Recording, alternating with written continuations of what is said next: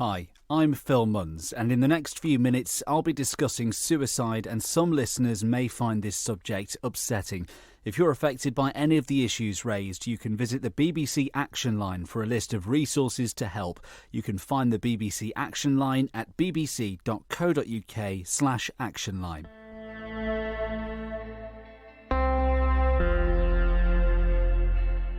I need proper help. I want to kill myself. I want to end it all. In 2009, John Kewley from Ellesmere Port first tried to take his own life. His physical health was starting to deteriorate, which left him unable to work. He rarely left the house for around 6 years. Everyone's different. Everyone is different. We all contemplate through different things. But I'm a realist, and I look and I think I'm not going anywhere. My life is ended there. The state of me, I'm calling it a day. What was it that helped you turn round? Family first and foremost, and I'd just become a granddad for the first time, and it was just like I was going real. It was like mental torture.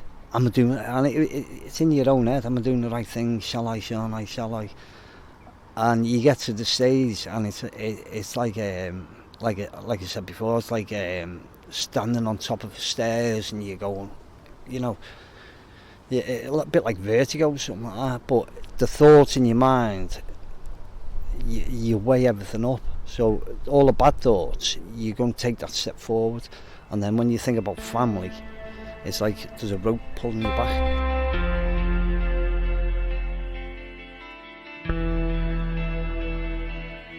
John's come to JourneyMEN for support. They're a mental health charity specifically for men that was set up during the first lockdown in 2020. Des Turnbull is now a social secretary there after first going to the charity for help that summer. He says men still bottle up their problems. There's always been a stigma. Men are always told as well, Phil, man up. Boys don't cry. Every single man I've spoken to has had that drilled into him since he's been a young kid. That isn't the way to look at it.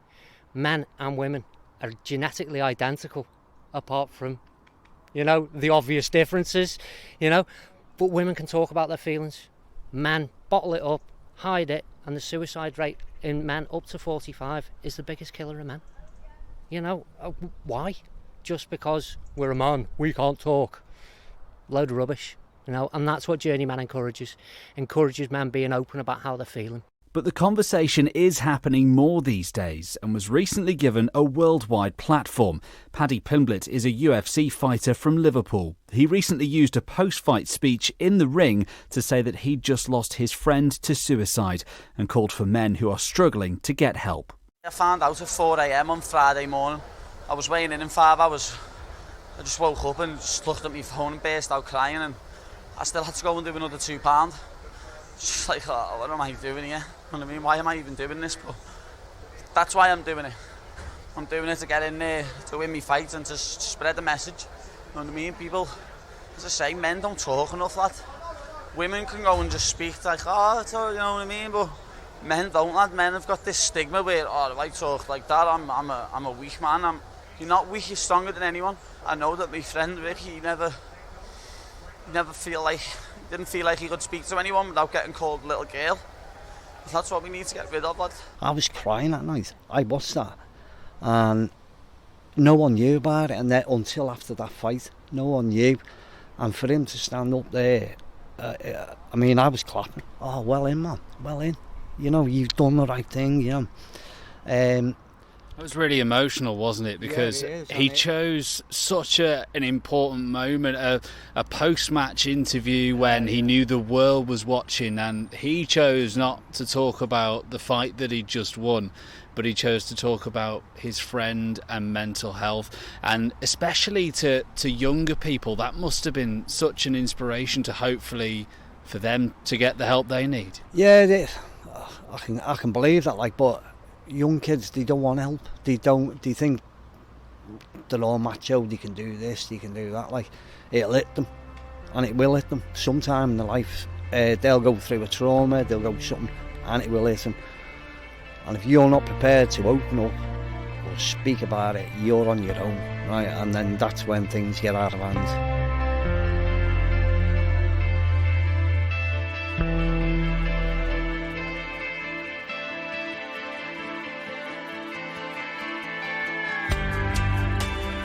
At the moment we're just sort of turning it over ready for winter, but we've still got some of our tomatoes growing here. We've also got some, I believe they're butternut squash. The Journeymen come here to the Edward Kemp Community Garden every week in Birkenhead. It's just one of their many activities they do, including walk and talks, fishing and canal boat trips. The physical and mental health all joined into one. If your physical health's getting better, your mental health's going to feel better because you've got endorphins running through your body. You know, just that action of getting your heart rate up actually makes you feel better. Because the blood's pumping through your head, you're like, oh, look at this, I'm outside, there's beautiful weather, I've got good conversation, you know, I'm actually feeling good today. If it wasn't for JourneyMEN, I don't think I'd be here. I really don't. It's just, honest to God, the people you meet, interesting people, really interesting. And because what's happened to them, they've come here for help, right? That's what we're all here for, to get help, you know what I mean? So if there's anyone who's listening and they're going through all this, pick a phone up. Just pick a phone up. They're on the internet, you know, Facebook, Twitter, right? But just come and, you know what I mean? You won't regret it. Seek help. Just seek help, like.